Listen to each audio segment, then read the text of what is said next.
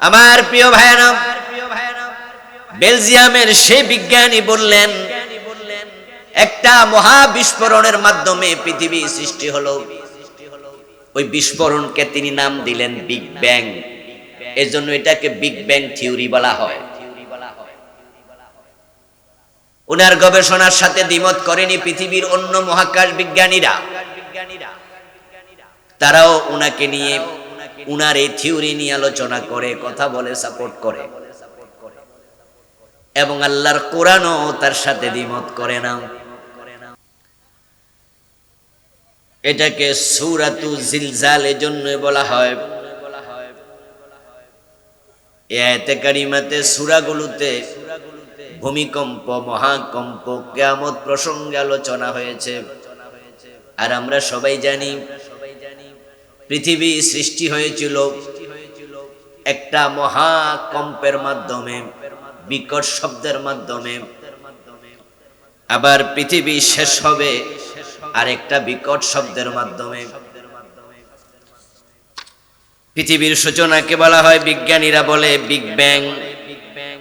কি বলে? যারা শুনছেন ভালো, শুনেন না আজকে শুনুন। বিগ ব্যাং কি বলে? Big bang. বিগ ব্যাং এর থিওরি দিয়েছেন বেলজিয়ামের একজন মহাকাশ বিজ্ঞানী, নাম ছিল জর্জ এদুয়ার লেমেত্র। 1929 খ্রিস্টাব্দে তিনি বিগ ব্যাং থিওরি দেন। উনি গবেষণা করে পৃথিবীর মানুষকে জানালেন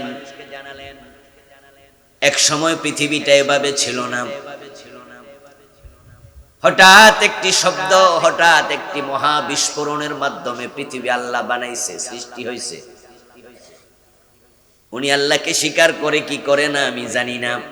সৃষ্টি হয়েছে এর মানে একজন সৃষ্টিকর্তা আছে, নিজে নিজে কিছুই সৃষ্টি হয় নাই। যারা বলে সৃষ্টিকর্তা নাই, এমনি এমনি হয়েছে, এগুলো হতবাগা, এগুলো বুদ্ধি প্রতিবন্ধী, এগুলো চিন্তা প্রতিবন্ধী। কারণ তামাম দুনিয়াতে নিজে নিজে হয়েছে এমন আপনি দেখান তো কি আছে আপনার ডানে বামে সামনে পিছে পায়ের তলার জুতা নিজে নিজে হয়েছে না কারিগর আছে? মাথার টুপি, হাতের মোবাইল, মাথার উপর সামিয়ানা নিজে নিজে হয়েছে। বসে আছেন যে বিছানায়, চাটাইটা নিজে নিজে হয়েছে। হাত ঘড়ি, মোবাইল, কম্পিউটার, কলম দিয়ে লেখেন, কলম নিজে নিজে হয়েছে। কলমের মাথায় যে ছোট্ট নিব আছে, নিবের আগে একটি বল আছে, আসেনি? বল পয়েন্ট কলম দিয়ে লিখতে গেলে ছোট্ট বল আছে, যেটা খসে পড়ে গেলে লেখা আটকে যায়, ঠিক না? ওই বলটা অনেক বড়। কত ছোট? যাদের চোখে পাওয়ার কম তারা দেখবেই না। এই যে বল পয়েন্ট কলম দিয়ে মানুষ লিখে, ওই ছোট্ট বল নিজে নিজে হয়েছে না কারিগর আছে? তো দুনিয়ার কোন জিনিস নিজে নিজে হলো না, আসমান জমিন নিজে নিজে হয়ে গেছে। কথা যারা বলে তাদেরকে বেকুব না বলে আমাদের উপায় নাই। তারা বুদ্ধি প্রতিবন্ধী, বুদ্ধিতে সমস্যা। আমার প্রিয় ভাইরা, বেলজিয়ামের সেই বিজ্ঞানী বললেন একটা মহা বিস্ফোরণের মাধ্যমে পৃথিবী সৃষ্টি হলো। ওই বিস্ফোরণকে তিনি নাম দিলেন বিগ ব্যাং। এজন্য এটাকে বিগ ব্যাং থিওরি বলা হয়। উনার গবেষণার সাথে দ্বিমত করেনি পৃথিবীর অন্য মহাকাশ বিজ্ঞানীরা। তারাও উনাকে নিয়ে উনার এই থিওরি নিয়ে আলোচনা করে, কথা বলে, সাপোর্ট করে, এবং আল্লাহর কোরআনও তার সাথে দ্বিমত করে না। যদিও বিগ ব্যাং থিওরি তিনি দিলেন মাত্র 94 বছর আগে,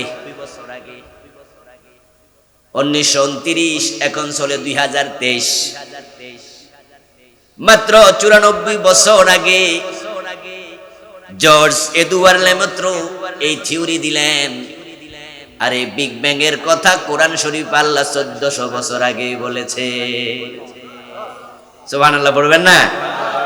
কোরআনে বিজ্ঞান আছে না নাই? ইয়েস, এটা বিজ্ঞানের অনেক থিওরির আকর খনি।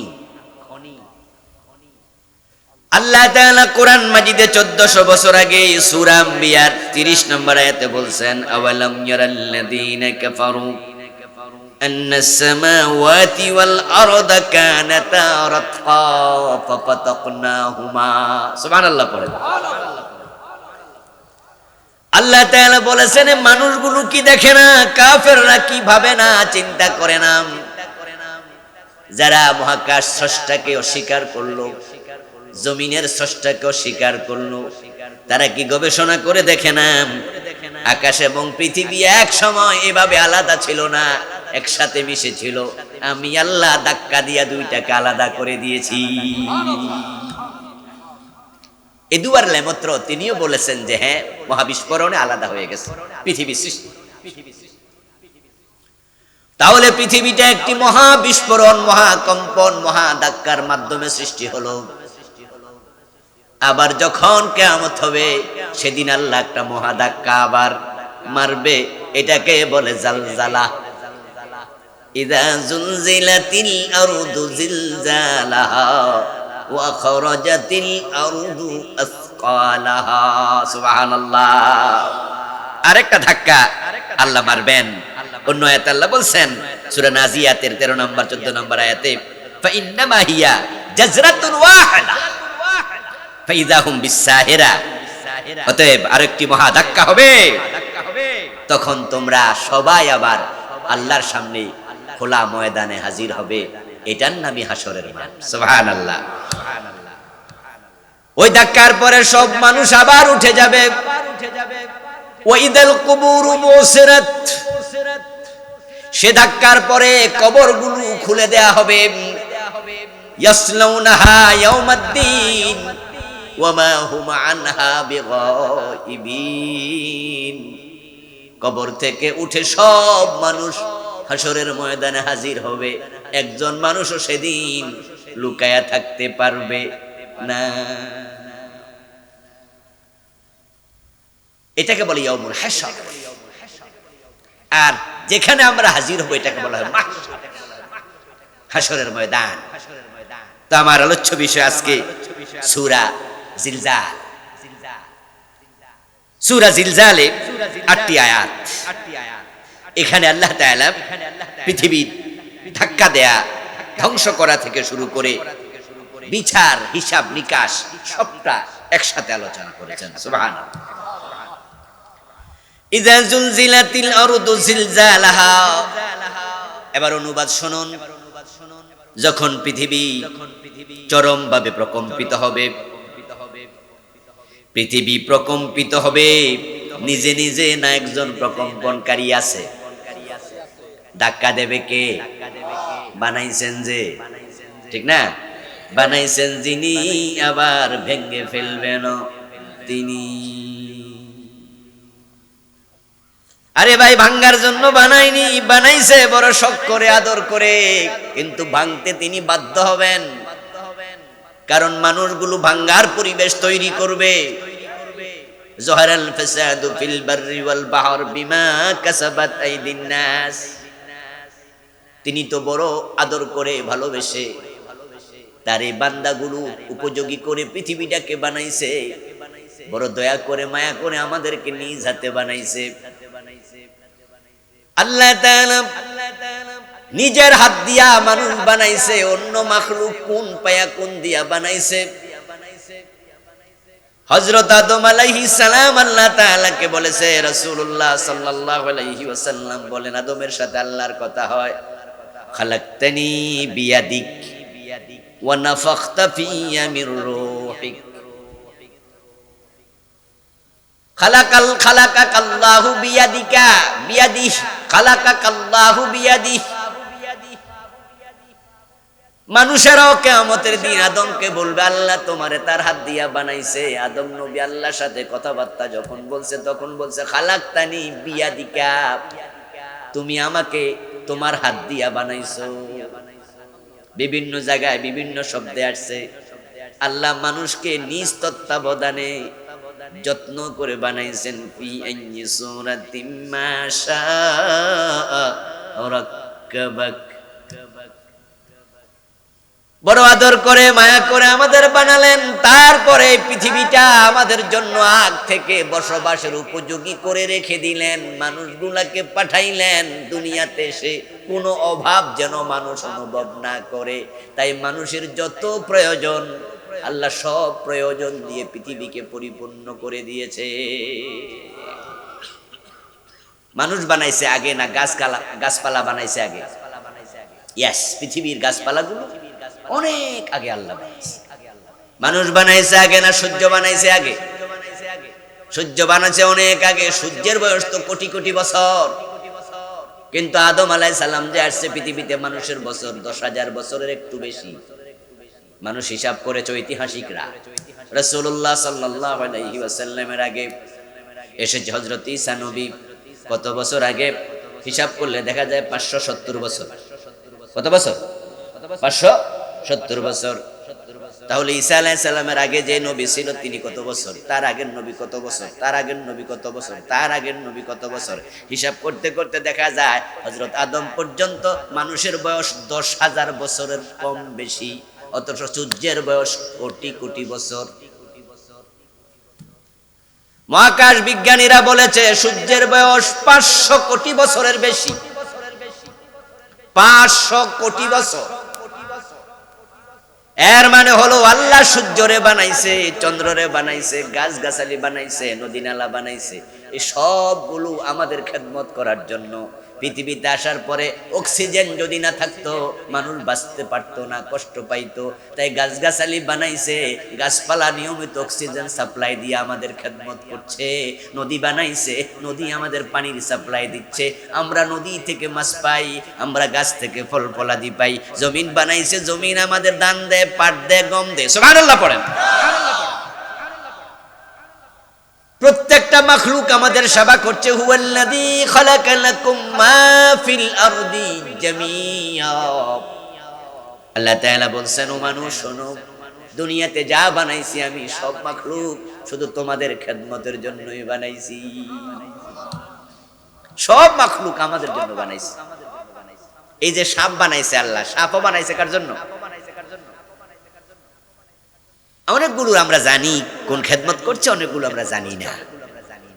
সাপের বিষধর সাপ দেখলে আমরা পলায়ে যাই, লাঠি দিয়ে মাইরা ফেলি। কিন্তু অধুনা বিজ্ঞান গবেষণা করে দেখলো সাপের বিষের মাঝেও মানুষের উপকারী ঔষধ আছে। তাই বিষধর সাপের চাষ করে, সাপের ঔষধ বিক্রি করে। মাঝে মাঝে পত্রিকায় দেখবেন যে 1 কোটি টাকার সাপের বিষ জব্দ করছে পুলিশ, 2 কোটি টাকার জব্দ করছে। এই বিষ কেন? এগুলো দিয়ে ক্যান্সারের প্রতিষেধক বানায়। সুবহানাল্লাহ পড়েন। বিভিন্ন বড় বড় রোগের প্রতিষেধক বানায়। তাহলে আজকের বিজ্ঞান সাপের বিষ থেকে কিভাবে মানুষের অসুখের ঔষধ বানায় সেটা বের করেছে। আজ থেকে 200 বছর আগের লোকদেরকে জিজ্ঞাসা যদি করা হতো সাপের বিষওয়ালা সাপ কি কাজে লাগে, মানুষ কইতো কোনো কামেই লাগে না, শুধু আমরা কামড়ায়। জাহাঙ্গীরনগর বিশ্ববিদ্যালয়ের একজন প্রফেসর, আমার খুব কাছের মানুষ, তো ওনার সাথে আমি একবার জেনারেল সাবজেক্টের প্রফেসর গল্প করতে গিয়ে বললাম যে স্যার আপনি তো জেনারেল সাবজেক্ট নিয়ে পড়ছেন, বিজ্ঞানের সাবজেক্ট নিয়ে, আচ্ছা আল্লাহ কোরআনে বলছে সব মাখলুক আল্লাহ মানুষের জন্য বানাইছে, মানুষের উপকারের জন্য। উনি আবার দিন প্রিয় মানুষ, দিনদার। উনি বললেন যে হ্যাঁ তা তো কোরআনে আছে, আমিও জানি। আমি বললাম স্যার তাহলে বিছা ফোকা কি কামে লাগে? কোন বিছা পোকা চিনেন? এরকম করে করে হাঁটে, পাট খেতে হইলে পাট গাছ খাইয়া ফেলে, আম গাছ হইলে আম গাছ খাইয়া ফেলে, মানুষের গায়ে লাগলে ফসকা বেরা যায়। এমনও আছে যে বিছা পোকা পয়সা যায়। আর এটা সম্পর্কে প্রশ্ন করার কারণও আছে, কারণ আল্লাহর এই জমিনে যে সমস্ত মাখলুকরা আমি ভয় পাই তার মাঝে বিছা পোকা। আমি জিন পরিরও ভয় পাই না, যদিও কোনো জিনের সাথে আমার দেখা হয়নি আজ পর্যন্ত।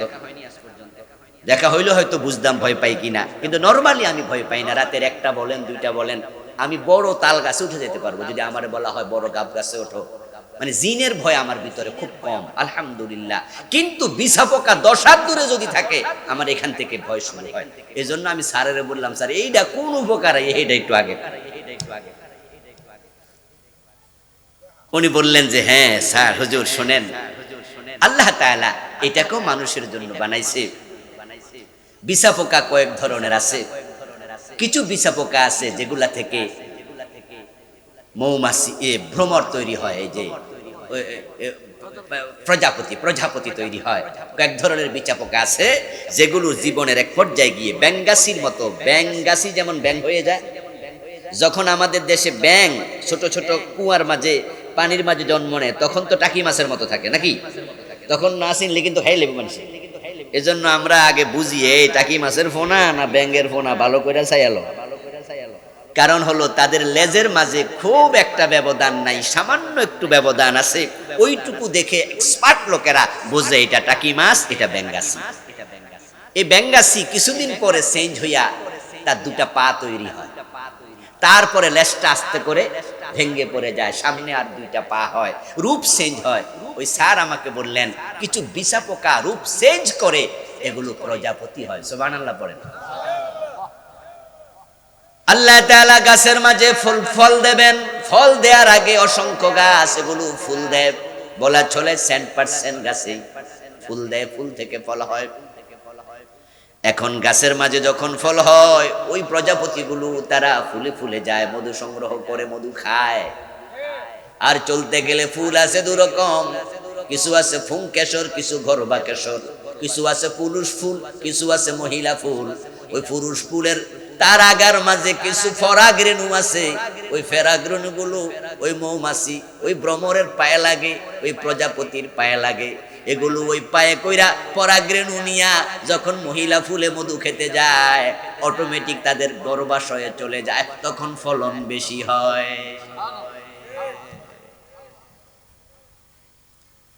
আমাদের যারা কৃষক আছে দেখবেন যে যারা করলা কাকরল এগুলা ইয়ে করে, তারা সকালবেলা যাইয়া ফুলে ফুলে বাড়িও দেয়। এরকম আপনারা দেখছেন নি কোনোদিন? হ্যাঁ, ফুলে ফুলে কি করে বাড়ি মারে, মানে পুরুষ ফুল মহিলা ফুলকে ধাক্কা মাইরা এটার ফরাক ওটার মাঝে দেয়, এতে করে ফলন। আরব দেশ এটা ছিল, খেজুর গাছের ফুলের মাঝে বাড়ি দিত, এটাকে আরবিতে তাবিরুন নাখাল বলা হয়। রাসূলুল্লাহ সাল্লাল্লাহু আলাইহি ওয়াসাল্লাম হিজরত করে মদিনায় গেলেন। মদিনায় যাওয়ার পরে দেখে চাষারা খেজুর গাছের আগায় উঠে ফুলে ফুলে ধাক্কা মারতেছে, বাড়ি মারতেছে। প্রিয় নবী জিজ্ঞেস করলেন, ও মিয়ারা এটা কেন করো? মদিনার কৃষকেরা বলল, হুজুর আমরা তাবিরুন নকল করি, ফরাক ট্রান্সফার করি, পুংকেশর চক্র গরবা কেশর চক্র ধাক্কা মারি, এতে করে ফলন ভালো হবে। রাসূলুল্লাহ বললেন, আমার মনে হয় তোমাদের এই কাজটা না করলেও চলে, কারণ আল্লাহ রাজ্জাক, রিজিক যা দেয় আর তিনি এমনি দেবে। রাসূলুল্লাহর পরামর্শ সাহাবারা শুনলেন, শুনে তারা ফরাগে ধাক্কা দেয়া বন্ধ করে দিলেন। রেজাল্ট দেখা গেল ওই বছর ফলন কম, খেজুর কম হলো। এবার তো সাহাবারা বলছি, ইয়া রাসূলুল্লাহ আপনার কথা হইনা তো একটু ধরাই খাইলাম। এবার আল্লাহর হাবিব তখন জবাব দেয়, ইন্নামা আনা বাশার, আমি তো একজন মানুষ, তাই দুনিয়ার অনেক বেশি অভিজ্ঞতা তোমাদের আমার চেয়ে বেশি থাকতেই পারে। আমি তো কৃষক না, তাই এটা আমি জানি না, আন্দাজে কইছিলাম, তাই একটু ভুল হইয়া গেছে, মানুষ হিসাবে ভুল হতেই পারে। এটা শরীয়তের বিষয় না। খেজুর গাছে ফুলে ফুলে ধাক্কা দেবে, এটা কি শরীয়তের বিষয়? শরীয়তের প্রতিটা কথা আল্লাহ কর্তৃক নিয়ন্ত্রিত ছিল, ওটা রাসূল বানায়া বলতেন না, মন থেকে বলতেন না। এজন্য সেখানে কোনো ভুল নাই। মা ইয়ানতিকু আনিল হাওয়া ইন হুয়া ইল্লা ওয়াহয়ুন ইউহা। শরীয়তের প্রতিটা বিধান আল্লাহর ওহী, কিন্তু এখানে তাবিরে নকলটা এটা হচ্ছে তাজিদ।